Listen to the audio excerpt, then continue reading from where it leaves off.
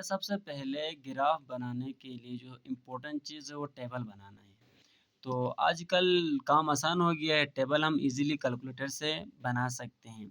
तो हमारा जो फ़ंक्शन है वो y is equal to sec x है। तो इसको कैलकुलेटर में कैसे लिखना है? तो देखें सबसे पहली बात कि आपने इस बटन में इस ऑप्शन में यानी MOD यहाँ क्लिक करना है। करने के बाद यहाँ पर 7 में टेबल ऑप्शन है, 7 में क्लिक करें, YFX इक्वल टू। अब यहाँ जो भी आपका फंक्शन होगा उसको आप राइट डाउन करेंगे। सेक एक्स का ऑप्शन हमारे पास कैलकुलेटर में नहीं होता, तो हम क्या करेंगे? हम करेंगे जनाब 1 अपान कोस एक्स। क्यों? सेक बराबर होता है 1 अपान कोस के। तो यहाँ पर डिवाइड वाला ऑप्शन, यहाँ 1 और यहाँ डिनोमिनेटर में हमारे पास कोस एक्स लाने के लिए अल्फ़ा में क्लिक करके इस बटन में यहाँ पर क्लिक करें ब्रैकेट वाला और इसको क्लोज़ किया। अब देखें इनपुट हम कहाँ से देना चाहें, स्टार्ट। अब हमारा जो यहाँ बताया हुआ है कि इनपुट -पाई टू पाई, पाई बराबर होता है 180 के। तो यहाँ पर आएगा जनाब -180 इक्वल टू कहाँ तक जाना है, इंड कहाँ करना है, पाई में, यानी प्लस 180 तक जाना है। और गैप हमारी मर्ज़ी है कि हम जितना चाहें, लेकिन यहाँ पर मैं चाह रहा हूँ कि 30 का गैप रखूँ, तो हमने यहाँ पर जो गैप रखा है वो 30 का रखा है। इक्वल टू दबाया तो ये कैलकुलेटर में हमारे पास टेबल बनी हुई आई है। तो इसको A to Z कॉपी पर पेज पर उतारना है। अब इसके बाद देखें ये हमारे पास प्लेन बनाना है, कार्टेशियन प्लेन। ठीक हो गया। तो ये एक्स एक्सिस है और ये क्या है, वाई एक्सिस है। एक्स एक्सिस में ऑलवेज इंडिपेंडेंट थिंग्स को रखा जाता है, इंडिपेंडेंट चीज़ों को। वाई एक्सिस में डिपेंडेंट को।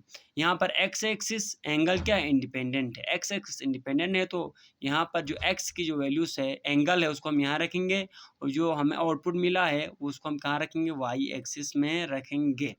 तो याद रखिएगा जो गैप्स हैं वो आपने बराबर रखना है। तो अब देखें यहाँ पर यहाँ से यहाँ तक मैंने इक्वल डिस्टेंस सब में रखा है। तो यहाँ 0 0 से इस तरफ पॉजिटिव नंबर्स आएंगे, 30 60 90 120 150 और ये है 180। तो यहाँ पर पॉजिटिव और इस तरफ कौन सा नंबर्स आते हैं, नेगेटिव, -30 -60। तो इधर आएगा जनाब -90 -120 -150 -180। ठीक हो गया। अब ये वाई एक्सिस में देखें आउटपुट क्या है हमारे पास, -1 -2 सबसे बड़ा नंबर है, तो हम इसके मुताबिक नंबर से रखेंगे। यहाँ मैं 0.5 रख रहा हूँ, 1 2 0 1.5 और ये 2। ठीक।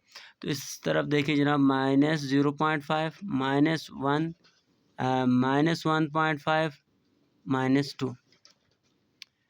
अब 0 पे यहाँ देखिए टेबल में 0 पे हमारा आउटपुट क्या है, 1 है। 0 पे 1, ये 0 है, 0 पे 1 है, तो ये हमारा आउटपुट है। 30 पे क्या है, 1.15। 30 पे 1.15 ये रहा।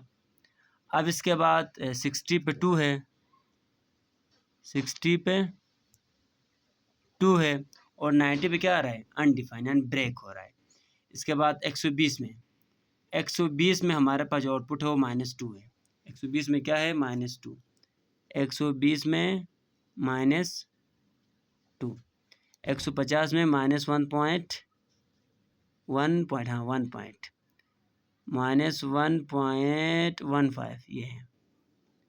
180 में क्या है, -1 है, ये रहा। अब इसके बाद इस तरफ देखते हैं -30 पे, -30 पे 1.5, -30 पे है 1.15, -60 में क्या है, -60 में है 2। इसके बाद -90 में ब्रेक है। इसके बाद 120 में -120 में -2 है, ये वाली पॉइंट। इसके बाद -150 में -1.15 इधर आया, फिर -180 में -1 है ये। अब देखिए इनको आपस में, अब ब्रेक कहाँ कहाँ है, इधर ब्रेक है और इधर ब्रेक है। तो ये देखें यहाँ सब मिलाएंगे इनको आपस में, तो ये एक ग्राफ हमारे पास। अब इधर देखिए, इनको आपस में मिलाएंगे तो यहाँ से ये और इनको मिलाएं आपस में, पॉइंट्स को आपस में मिलाएं, ये आया जना। कहाँ ब्रेक है? यहाँ पर देखो, इसमें आपने टच नहीं करना है, इसमें यहाँ से करीब इस तरह करीब तक जाएगा, लेकिन इसमें टच नहीं होगा, इतना याद रखें, टच नहीं होगा। ठीक हो गया। और इस तरह इधर भी इसमें डाटेड आप एक ड्रा करें 90 पे ना, एक डाटेड ड्रा करें ऊपर तक, तो ये ग्राफ यूँ जाएगा लेकिन इसमें टच नहीं होगा, इधर भी यूँ आएगा लेकिन इसमें टच नहीं होगा। तो ये हमारा ग्राफ है y = sec x का इस डोमेन के ऊपर।